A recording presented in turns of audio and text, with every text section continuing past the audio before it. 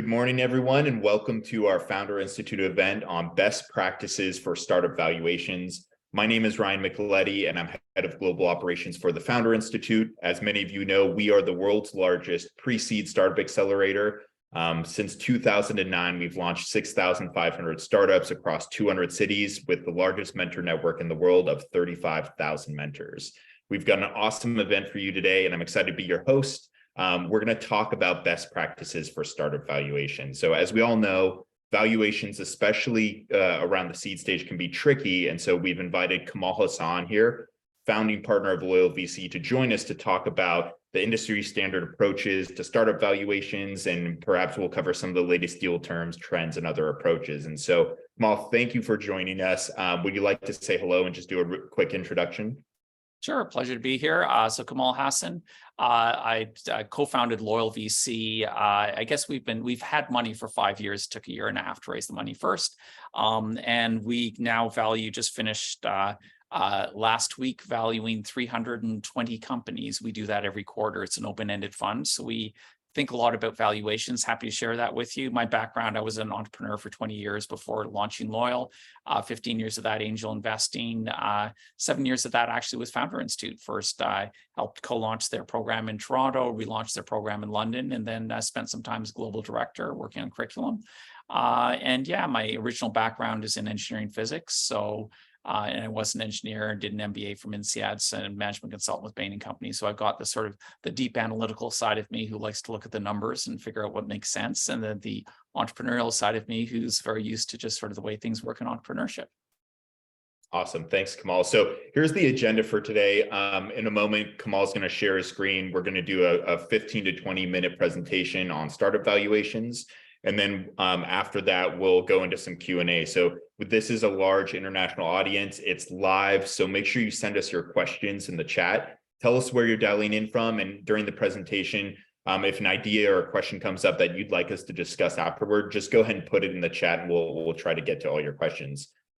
Before we begin, I'd also like to share for the investors here in the audience, we are taking applications to the FI Venture Network, which is an investor-only network of top angels, accelerators, pre-seed and seed investors across multiple sectors and continents. The focus is on people who write first or second checks. So if you're interested in joining our investor network, go ahead and go to fi.co/venture. You can fill out a quick application. It's free. Our goal is to take the companies and the alumni that we're working with and send them to values-aligned and thesis-aligned investors. So without further ado, Kamal, I'll let you take it from here. Perfect. I think I forgot to mention also, I mean, we've been doing well as a venture fund so far with our returns, and 44% of our portfolio are Founder Institute companies. And we have in fact invested in, I think, over 120 Founder Institute companies in the past 5 years. We do 2 to 3 of them every month. So we are big fans of taking advantage of Founder Institute as a sourcing network.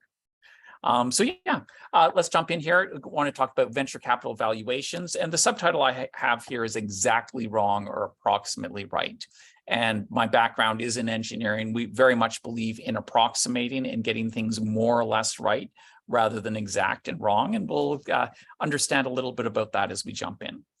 So you've heard a little bit about me. It's now 5 years I've been running this fund with 318 companies.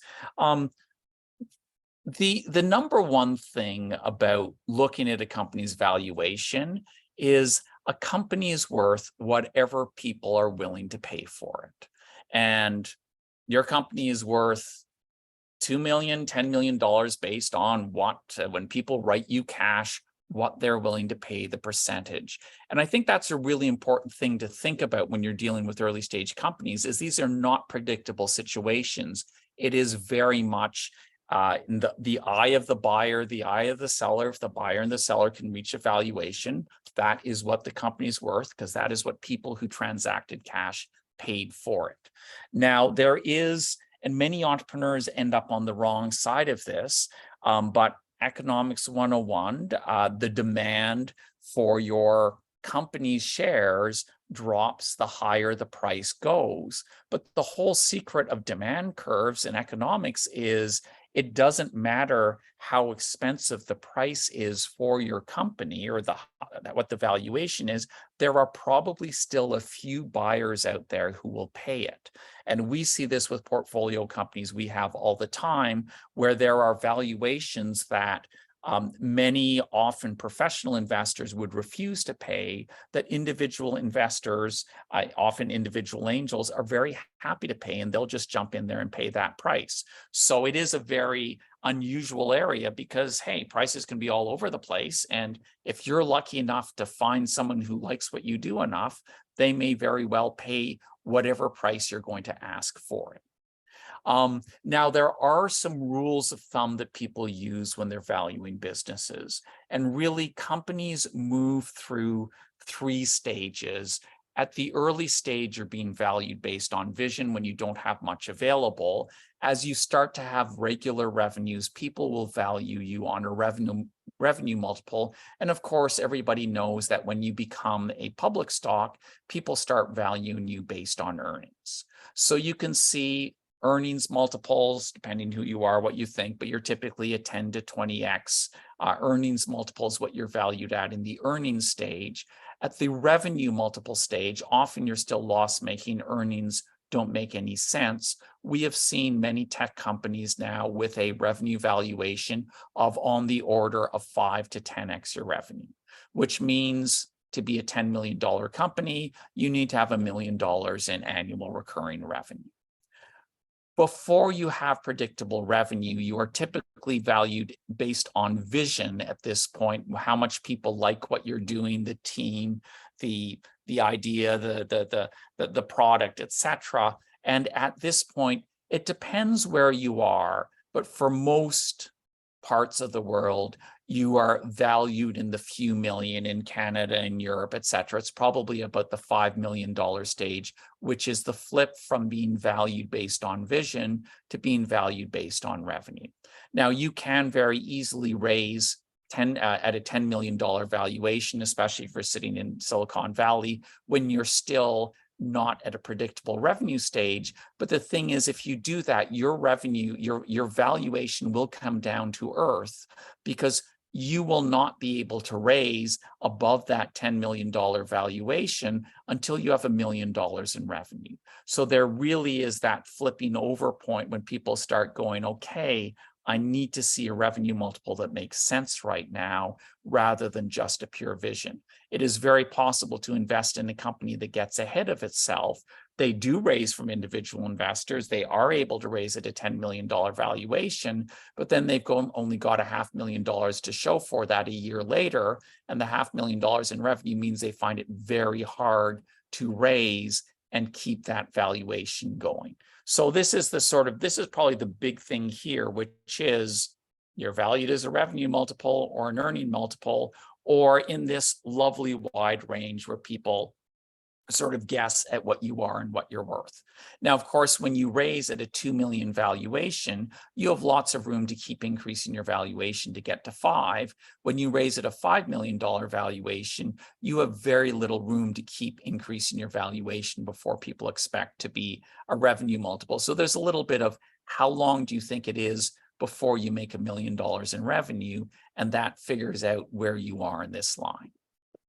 And I mentioned revenue multiples, 5x your revenue multiple. This data is a little bit old, it's a year old, but you can see how revenue multiples have really collapsed for public software companies and come back down to earth is the other way of looking at it. I've seen data which goes over the past 10 or 20 years, which says that, look, revenue multiples for companies have always been around the sort of 4 or 5x level, and they gradually inflated up until you see numbers here of sort of 12, 15x revenue multiples, which have now tumbled back to about the 5x. If you are getting a venture capital fund audited, and if you look at venture investments when they are in a fund, there are some standard rules that people use to value these investments. And the standard rules are very simple. It's if there's a follow-on investment in a company that you've invested in, you use that share price. Otherwise, you keep the asset at cost unless it's impaired. And most people will just do this.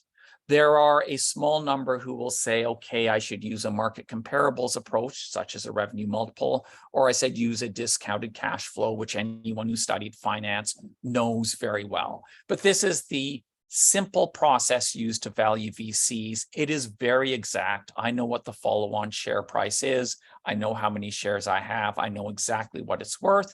And we would argue that this is simple, exact, and inaccurate. So it's exact but not accurate. And one of the points we can look at here, and this is a real deal that we were involved in, is deal terms can cause large valuation inflation.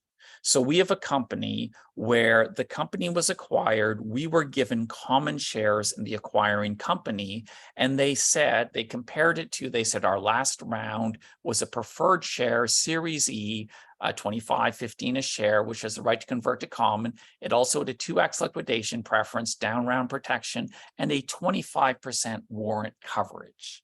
So you can imagine you can be exact to take exactly the same price per share for your common shares as for those preferred shares.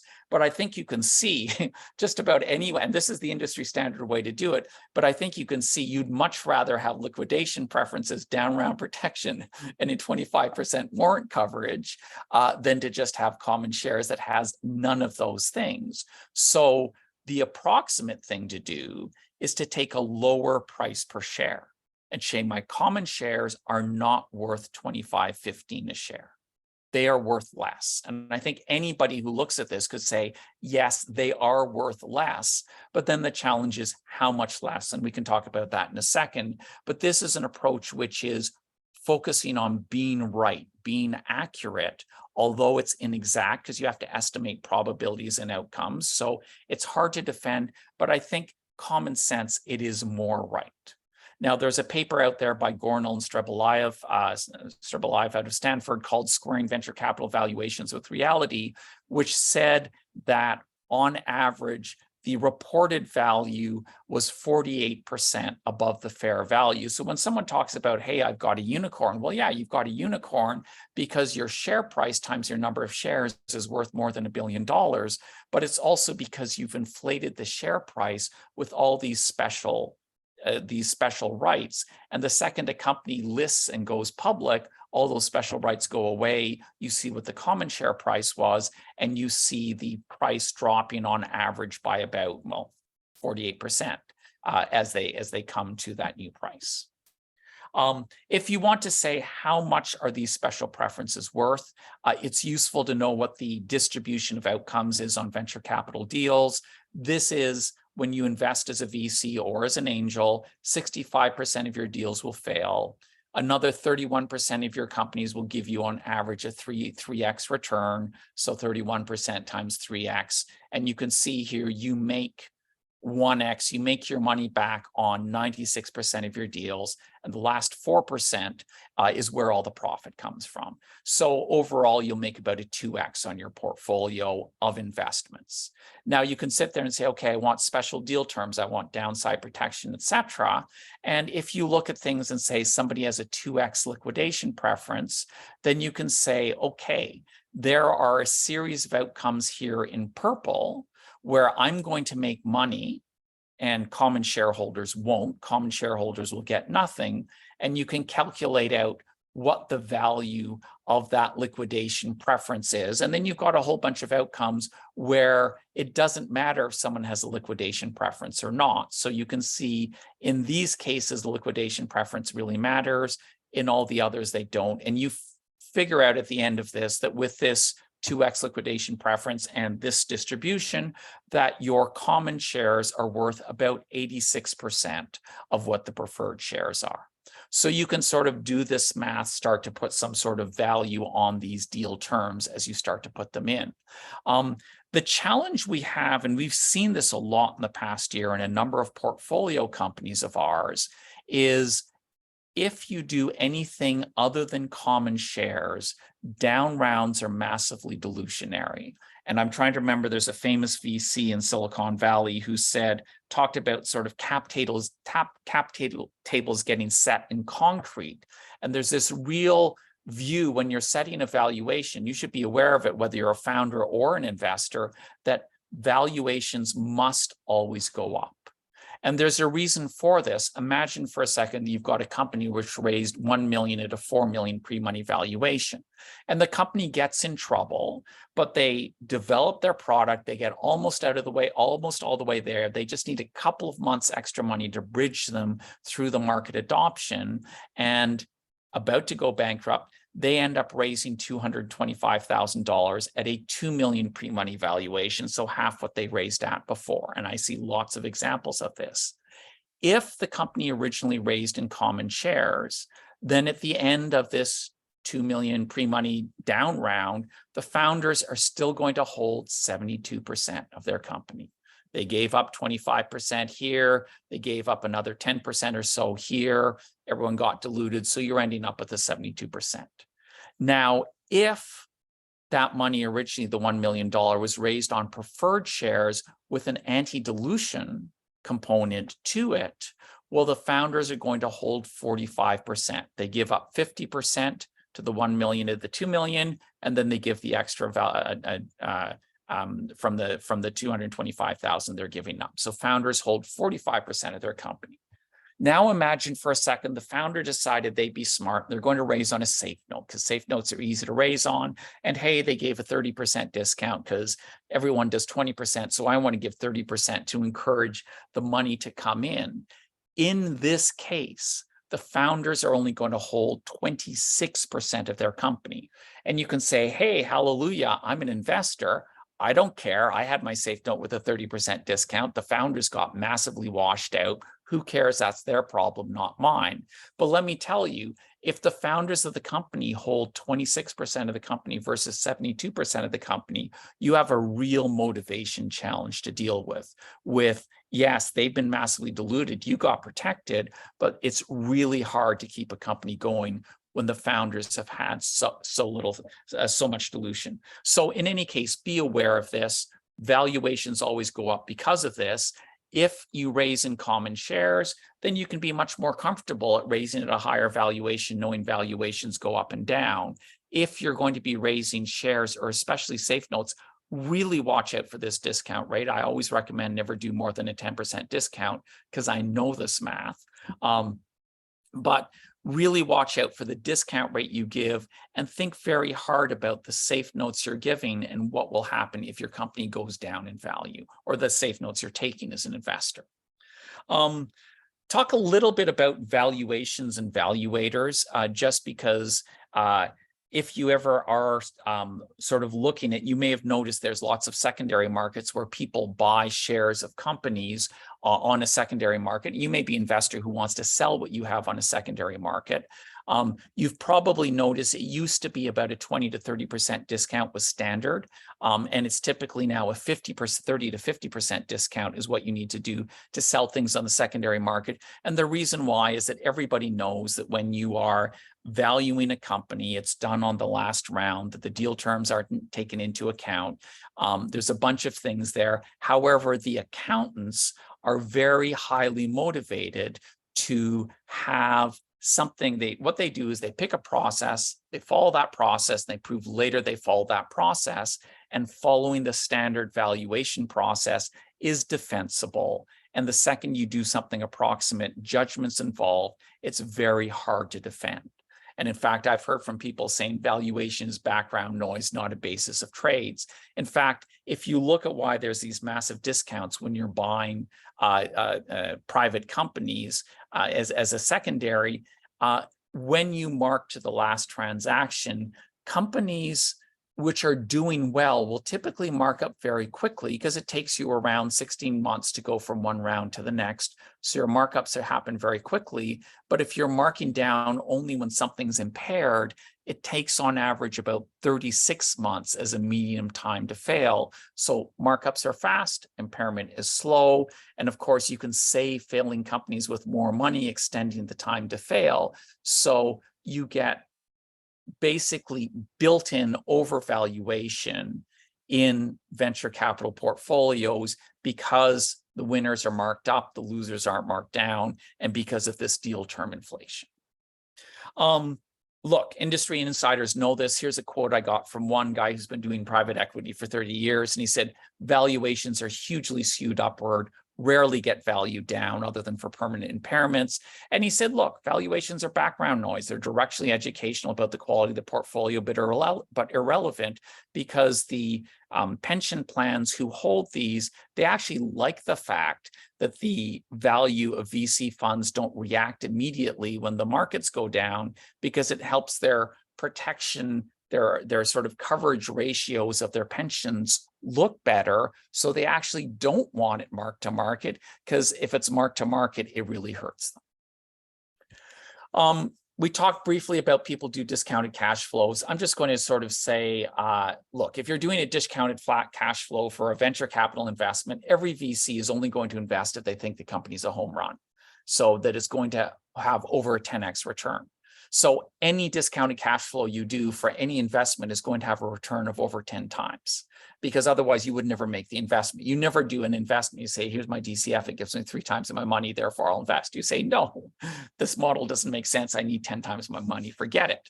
But if you're modeling a 10x return, every deal when you make it, you think it's a 10x return, and in actual fact, only 4% of them are. So why on earth would you ever do a valuation on a 4% scenario? It just makes zero sense. What we do, we believe it's more accurate when you're going to model these things to do scenario analyses. So that's what we're fans of.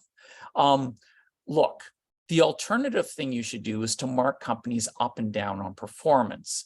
And I think there's some obvious things we see here, which is if you're going to market, if the CTO quits taking the whole tech team, if the sales are 50% below sales forecast, if you lose a key client to a competitor, your development is slow, all of these things, it's very obvious the company is worth less after this happened than before. But you have to be willing to estimate that and say, okay, the whole tech team is left. This company is worth less than it was before. But is it worth 30% less? Is it worth 50% less? Is it worth 10% less? I don't know. And then you're going to have to get into the cases of valuing things. If you're investing, I believe factors like this really matter to valuation, and you should take them into account. If you do, you're going to be approximately right in the valuation, but these are things you can't measure. An auditor finds trouble auditing. If you don't do it, you're going to be exactly wrong. So you're just last 2 slides here. I'll just show you very quickly what we do. Here is our valuation policy that we use with our fund, and you're welcome to copy this to develop your own, etc. But in our case, we use past transactions suitably adjusted and weighted. And look, if somebody paid a price for a company, that's the indicator of value. But if they have Series E shares and you have common shares, adjusted accordingly. We then believe scenario analysis is the next most accurate methodology, where you know you have multiple types of outcomes with probabilities of each and values to each, so you can do that if you must. We believe that unexpected material changes result in valuation changes, typically since the last transaction is a reference point, because you know what it was worth at one point and you know what's happened since then, so you know if it's gone up or down. Comparable companies should have comparable valuations. Look, for us, this is easy. We have 320 odd companies. We'll compare them against each other. Founders are well placed to have an idea of what market participants will pay. If a founder tells you, I am turning down funding offers at a 25 million valuation, as one of our founders told me a month ago he was doing, look, if the founder's turning down money at 25 million, the company's probably worth more than 25 million. And he knows that people want to pay him that. So already there is a valuation.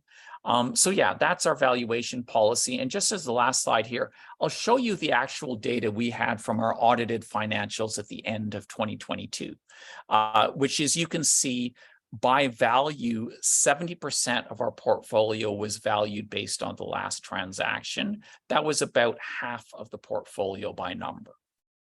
We valued 12% of the portfolio by performance. And I think in 68 out of 70 companies, what that meant, we have marked the company down since the last transaction. It was a quarter of our portfolio less by value, because these are a whole bunch of companies that are underperforming, and we're marking them down because we know they're underperforming. We had 5% of the portfolio, 14 companies, who were marked up based on a scenario analysis, which said, hey, they're in the midst, they've got funding offers, they're in the midst of closing the financing, which is an up round. So that was about 10%, where we're saying, okay, the transaction hasn't closed. We're not sure it will close, but they in process at around at a 15 million valuation. We can't say the company's worth 7 million when they're doing a $15 million transaction. Let's say it's worth 12 million because we think there's a 70% chance the round will close or something like that. And then lastly, we had a handful of companies that we marked up. All of these were markups based on revenue multiples, because sometimes when companies are doing really, really well, they stop fundraising. They're too profitable. They just grow off of the profits they generate. And if they last raised money 2 years ago, but their revenues have tripled, you can't keep the valuation the same. You have to start marking them upwards. So this is sort of a quick overview. And then, of course, we have 18% of the portfolio, which is dormant, have been in trouble. So that is the sort of the quick overview of what we've done. And yeah, that is the quick introduction and the talk on valuation. And let's take it over to you for any questions you may have. Awesome. Kamal, that was really, really great presentation. There are some questions from the audience, so let's kind of start with a few simple ones. One person asked, are the rules of thumb that you highlighted before, is that applicable to tech companies in the US and Europe primarily, or are you seeing other rules of thumb for maybe some companies in Africa or in Australia that are a part of your? So the rules of thumb of what you're worth as a revenue multiple and what you're worth as an earnings revenue are actually the same around the world. And that's what you will find is it doesn't matter if you are in Africa or if you're in England. As your revenues go up into the multiple millions of annual revenue, then people will be interested in you from all over the world, because they can just analyze your numbers. They can look at those revenue multiples and do it. So that sort of revenue multiples, they're pretty much the same. Now, having said that, of course, there were periods, 2 years ago, revenue multiples in Silicon Valley, we thought they were stupid, astronomically high.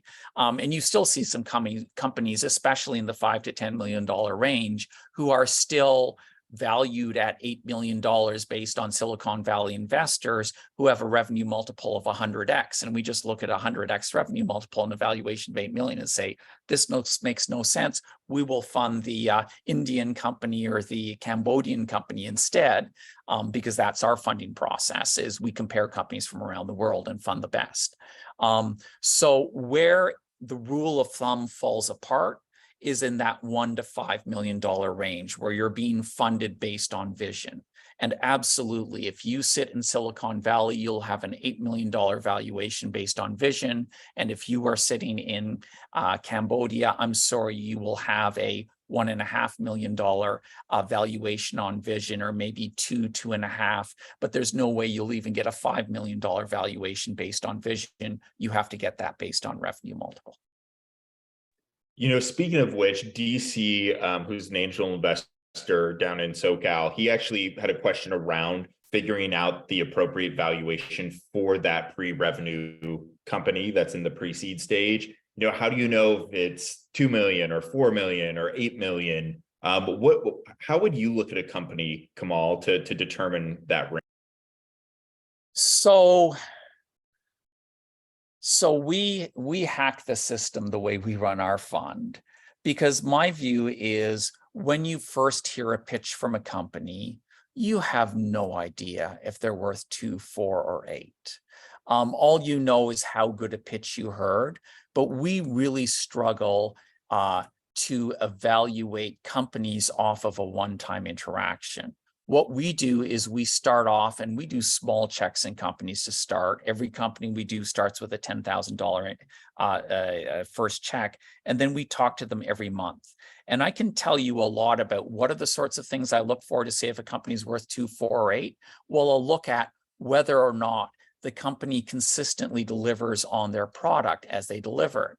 I'll look at how does the founder or the sales team, to the extent it's a sales team, not the founder, how does she do at developing her sales funnel, and does she pop big contracts out to the bottom dependably or not?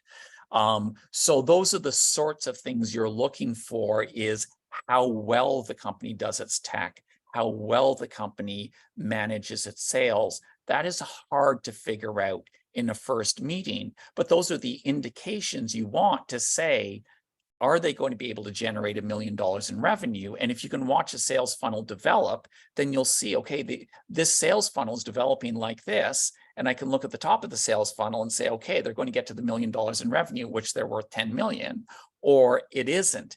But it's very hard in a first meeting to get a sense of how sales funnels develop. So, honestly, when you first meet them, you're guessing.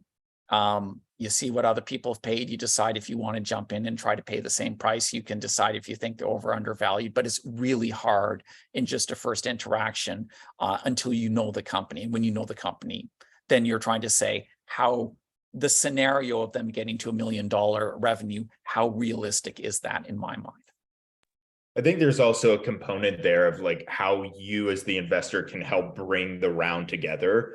There's an example, we're looking at a company now where they wanted a $10 million valuation, and we said it was too high. And we think that if they try to pursue that strategy, they're not going to be able to raise. So we got them down to essentially a 6. And then all of a sudden, we're now able to bring in some investors who thought that was an appealing valuation. So there's multiple dimensions there, DC. I think maybe, it's obviously team product traction, but also like, who else is in the round, and how can you construct it in a way where you can kind of get consensus around that valuation and desire to invest at that level? Yeah, absolutely. And look, the rule of thumb you're always looking at is you're worth 10 million when you have $1 million in annual recurring revenue. So if you're worth 10 million at the $1 million in annual recurring revenue, then okay, let's start off with that. And how far away is this company? How many rounds does it need to do between now and that $1 million in revenue? And if it's going to need 3 rounds, don't fund it at 8 because it's not going to have time to do 3 rounds, each at an up round. Whereas if you think they're only 1 round away, okay, well, 6 or 8 sounds good if they're only 1 round away. Along this same vein here, there's questions around how to value deep tech B2B products. Let's just go deep tech for a moment here. And we were just discussing a company before we started the webinar of a deep tech medical device company. And so how do you look at deep tech where maybe they're years away from generating revenue? Yeah. So this is one of those cases where you do need to try to do some rudimentary scenario analysis. We've had a really interesting time with one of our portfolio companies, which is in the medical research space.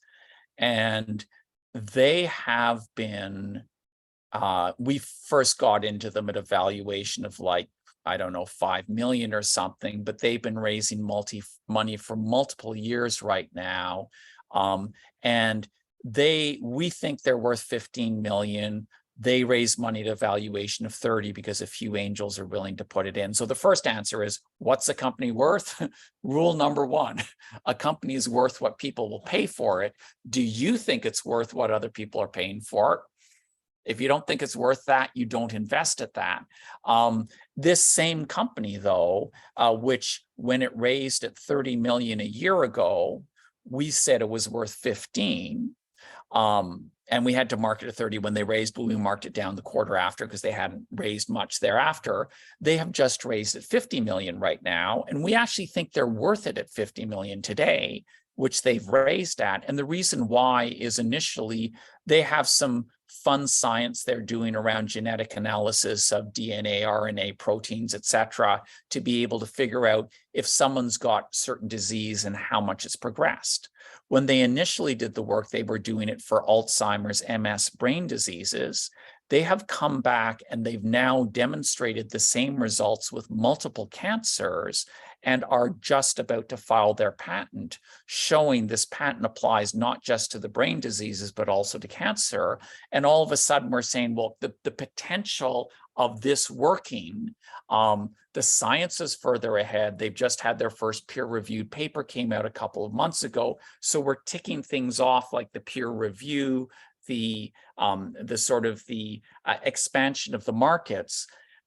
Is this an exact science to say they are now worth 50 million and they were worth 15? We thought the market was paying 30 last year. No, and it is very hard to do. But you do have an indication from saying who paid what price. And you can see what price informed investors paid and uninformed investors. Actually, I met years ago a biotech investor who said that if you looked at, the woman who's just gone to jail in the US. Yeah, from Theranos, Elizabeth Holmes. Theranos. He said, if you look at Theranos, he said Theranos was shopped around to every biotech VC in the business. And he said, look at who their investors were. Not one was a specialist biotech VC, because they all wanted to do diligence on the various tech side and none of the people did it. So you can certainly say, what's a deep tech company worth by saying how knowledgeable and informed were the investors who invested it in at a certain price, and that's a stronger or weaker indication of the value of it. And if only uninformed investors are investing at a certain price, well, that's the market price. But you should start to worry if it's only uninformed investors as opposed to informed ones. Yeah, I think I didn't answer the question, but I gave some things to think about. Yeah, well, some really interesting frameworks on how to think about it. A little bit of a follow-on is Liz Wald. She's asking about consumer hardware. So not so much deep tech, which a lot of that can be hardware, but just maybe like consumer hardware in general. How do you look at the valuation range for hardware versus software? And does that actually matter, or is it less about the technology and more about the traction and the progress? So consumer hardware is actually really easy. We have a bunch of consumer hardware companies. The big thing about hardware is that hardware in software, if you have a bug, you just roll out a fix. In hardware, if you have a bug, it's a product recall. So consumer hardware is really easy to fund when you see prototypes up working, when you have an idea of the rate of errors in manufacture, et cetera. So when you can see hardware actually working and running, then you know what it's worth. And consumer hardware is going to take a while to scale up. Companies don't go from 0 to $100 million of sales in hardware in a 1-year period. So consumer hardware is pretty well locked at a $5 million-ish top valuation at the concept till you see actual prototypes working and know the manufacturer numbers on it, because 5, 6, 7, but it's sort of locked in that value until you have this proof point to say how quickly are they going to go to $1 million in revenue. So where is it in the 0 to the $1 to $5 million range? Where do you price it there? That's sort of more rule of thumb, but you get locked in pretty quickly to say, okay, you're not going to value it much above 5 or 6 million, because you got to see the hardware working. Yeah, thanks. Whereas software, you can start to say, I mean, look, the good old Google being valued at $100 million when it was very early on in this process by 2 very smart VCs who were delighted they made that investment. But software can scale at much faster things, so it made sense to fund it at 100 million, where it would never made sense to fund a hardware company at 100 million. So let's kind of switch gears a little bit. Someone asked if the company has an asset such as a patent, and if the company can determine, that the patent is worth, let's say, 5 million. How would that be included? Do you take it at face value? Is that like a percentage of what the valuation is? So there's a lot of investors who really care about this. And the reason they care about the value of patents is they look at it as downside protection, which is, well, even if the company fails, we funded it at a 5 million valuation, but there's only $1 million of cash went into it, and the patents can probably be sold for $1 million. So we'll get our money back because we've got preferred shares or a safe note. I have seen multiple cases of companies failing with the patents where the company never managed to get any money back for the patent, because there's the realism of who's actually going to take that patent and run around and shop it and find a buyer. It's really hard when the company, the team is all left. Okay, is an investor going to step in and find a buyer for the patent? It's really hard. So many people do like patents to sort of protect themselves, but there's a lot of work to actually get value out of the patent. And unless you think that you or someone else from the investor group is a real expert at taking this patent and monetizing it, and remember also, you're monetizing the patent, you're very clearly a seller who's a distressed seller, so the buyer is not going to pay very much. So I really discount the value of that. In fact, look, more generally speaking, in venture capital, make your money from the winners, not the losers. So I'm investing in the company based on if I think it'll win. And a lot of people try to optimize the dollars back and the losses. That's only ever going to be 20% of your business. So you can optimize the 20. I want to optimize the 80, which means I'm not going to put a lot of value to a patent, because the realistic answer is we're never going to monetize that patent if the company fails. So who really cares what it's worth when you fail? It's only worth what you're worth when you succeed, and you're worth what you're worth when you succeed because of your revenues and not because of the fact there's a patent behind it. Cindy put a good question here in the chat, so I'll just quote it. With 2% of funding available for female-founded startups, plus an average 178% difference in valuations between male and female-founded companies, what steps are being taken to create unbiased valuation data at scale? So the first thing I would say is every investor who's on here, their ears should be lighting up with like an emergency beacon going, oh my God, buying opportunity. I should be investing in female founders because I can make a ton of money doing that because nobody else is doing it. And by the way, we know this very well, 34% of our portfolio has a woman CEO. So we understand very clearly that there is a money-making opportunity here. Look, the honest truth is valuations are likely to be lower for female-founded startups in general because there are fewer people funding female-founded startups, which means for those of us who invest in it, we'll probably be getting better deals and making more money off of it. But I would say work first on turning the 2% into 30% and work second on the 178% moving down to 100%. Because as more and more people are offering funding to women entrepreneurs, you will see that naturally drop. And if there isn't a spread right now, then you will see fewer of the value type investors jumping in and funding women. So I'm not sure we want the 178% to change. I want to see the 2% go to 30%. And as it does, the 178% will naturally fall downwards.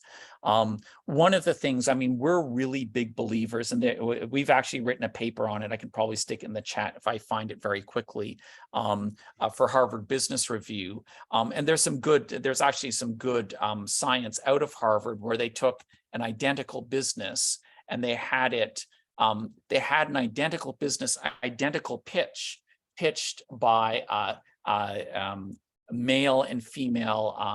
And actually, I can't find it very quickly, so I might ask if one of the organizers or someone else who's listening could just look up Harvard Business Review, Kamal Hassan, funding women or something like that. It should show up.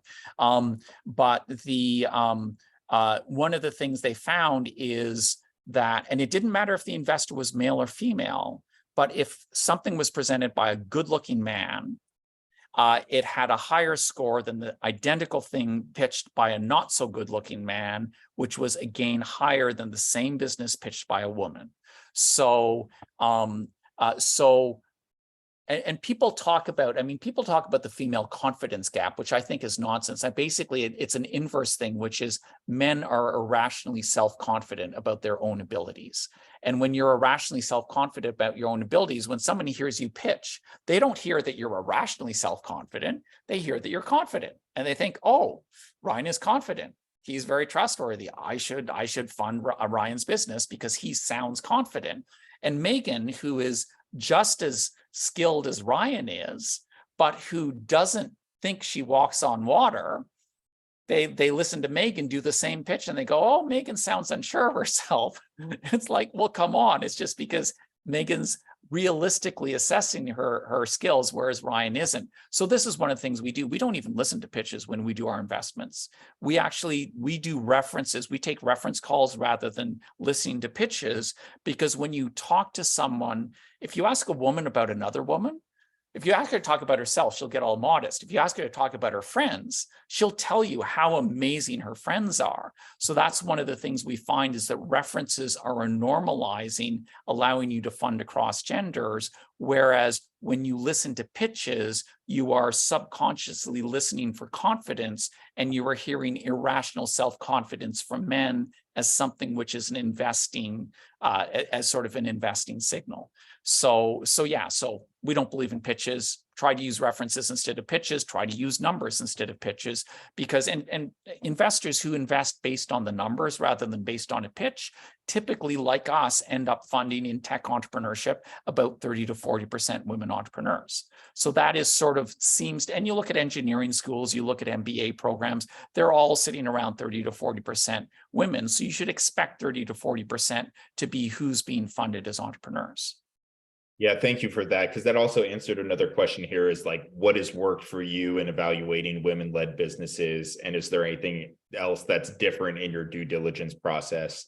So looking at the numbers, right? Looking at the numbers. And the nice thing about our process, where we start with a $10,000 check just to get to know you, once you hold the first meeting and Ryan says, I'm going to have $1 million in sales by the end of the year.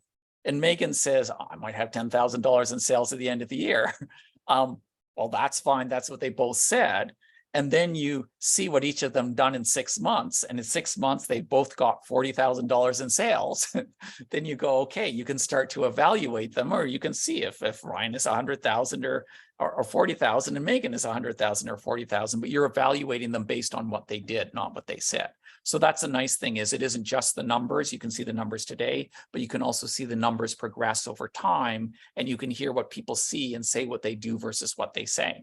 And I mean, I don't care if Ryan says he's going to be $1 million at the end of the year and he delivers a couple 100,000 and he did well. Okay, I'm happy.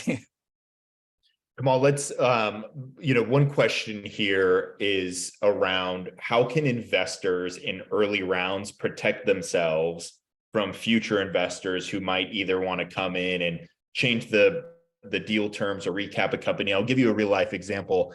There's a company that we're looking at, which rightfully so needed to be recapped because the founders were kind of under that 20% mark. But what ended up happening is all of the previous investors who had pro rata rights, that got wiped out in this whole entire process of getting this lead investor for a seed round. Now, at the end of the day, I think it was better for the company and the future outcome. But I think people think that deal terms are locked in for life and there's no way that they can be changed. Is there anything that you've seen work really well that investors can do to protect themselves from future predatory investors? So my answer to this, well, actually, I do have a two-part answer. I learned this lesson on my very first angel investment, where I came in, the smart, former entrepreneur, made money as an entrepreneur, VC funded, Bain and Company, top of my class at INSEE. I was like, I've got these brilliant terms, and I put them in place.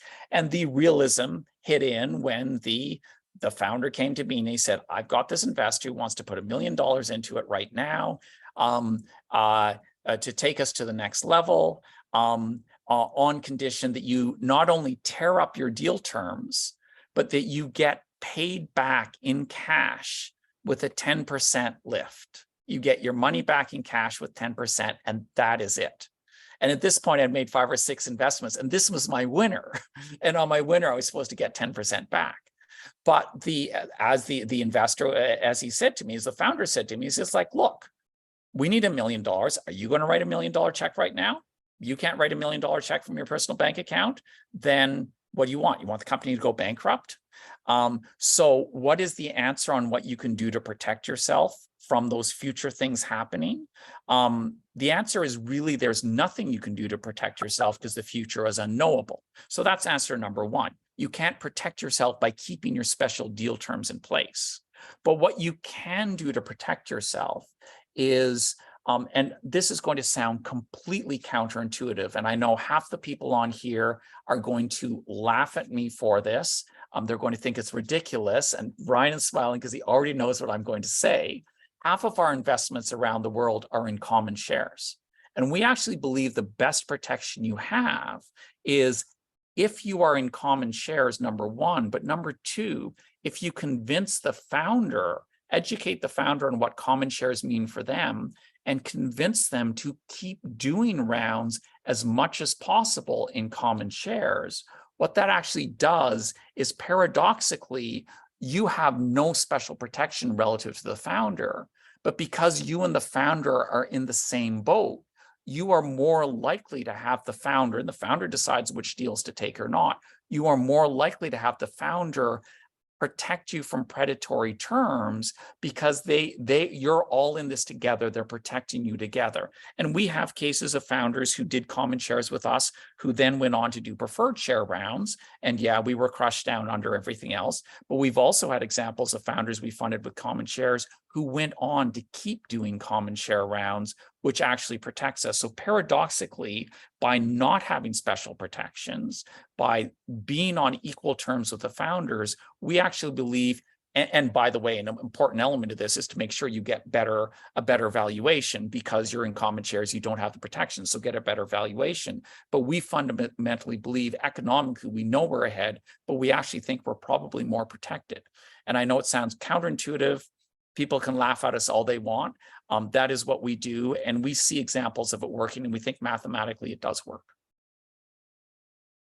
Yeah, I think that's a really good point. I've seen situations where founders will go to bat for their previous investors if there's a good relationship. And like you said, there's no guarantee, right? Everything changes when, someone's offering $100 million for like an easy exit, and, the founders are tempted to take it, but they have to adjust terms. And so at the end of the day, I think you bring up some really valid points around the common stock. With 5 minutes left here, I want to be mindful of time. If you had one message for either the investors or the leaders on the call, maybe they're looking at it, founders are looking at raising capital this year, or investors are looking to deploy capital, what would that message be? What do you want to share with the people on the call today? So for the investors, I mean, look, I think that the number one message, which everyone should have if you're investing, is this is a numbers game. Don't walk into it with great certainty thinking you know what the future is. Think of it as a probabilities business. And it's a probabilities business where the odds are stacked against you. But when you're thinking about what price to pay, don't think this company is going to succeed, this company is going to fail. Say, look, on average, things like this will turn out sort of like this. Do I think I want to pay this price or not, knowing that it's uncertain?